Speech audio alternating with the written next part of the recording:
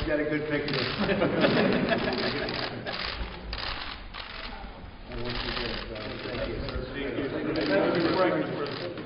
We support you, sir.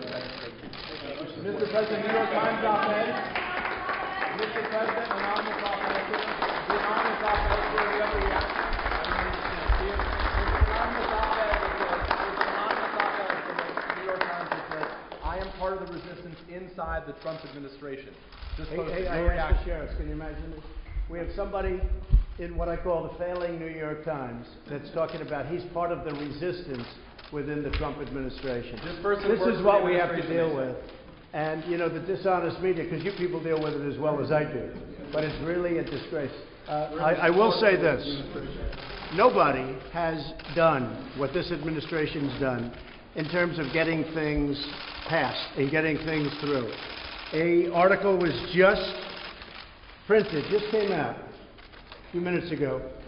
Trump breaks the record for budget gridlock wins, scores big win. So for 20 years, it's a 20-year record. For 20-year record, they call it the fouled up budget gridlock, and scores big win. Here's your thing. So this just came out. So in 20 years, it hasn't been like it is now. We broke it. That's just really positive stuff. And then, in addition to that, point after point after point, if you look, almost 4 million jobs created since the election, of which many of them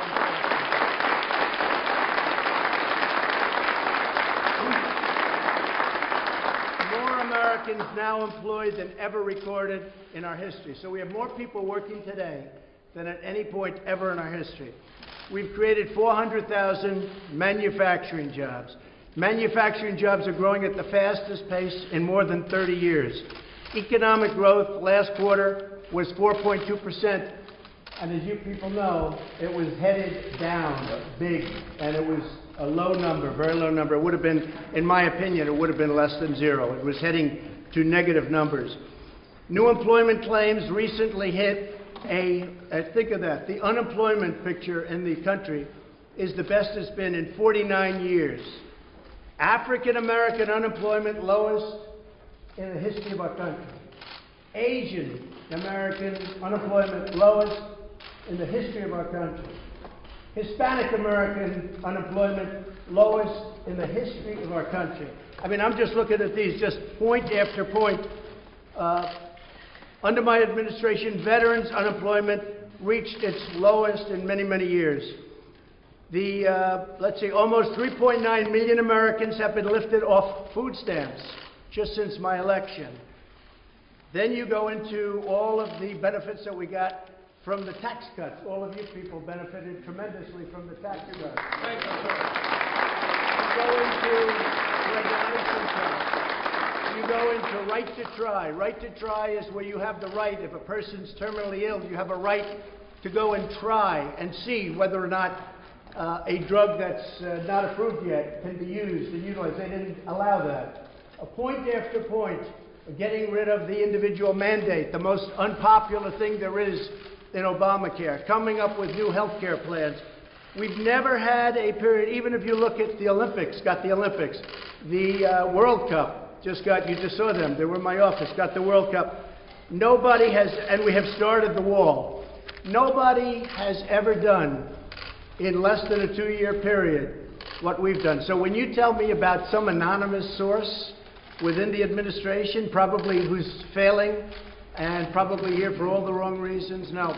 And the New York Times is failing. If I weren't here, I believe the New York Times probably wouldn't even exist.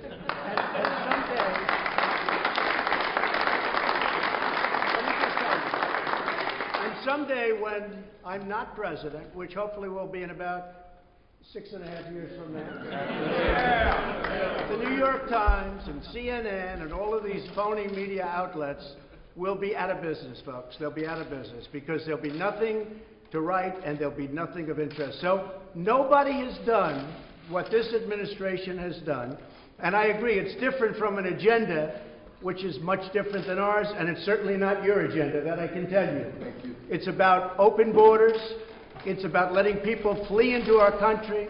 It's about a disaster and crime for our country. So they don't like Donald Trump, and I don't like them because they're very dishonest people. Remember this also about the New York Times. When I won, they were forced to apologize to their subscribers. They wrote a letter of apology. It was the first time anybody's ever done it because they covered the election incorrectly. So if the failing New York Times has an anonymous editorial, can you believe it? Anonymous, meaning gutless, a gutless editorial. We're doing a great job. The poll numbers are through the roof. Our poll numbers are great. And guess what? Nobody is going to come close to beating me in 2020 because of what we've done. We've done more than anybody ever thought possible in, it's not even 2 years. So thank you very much. Appreciate it.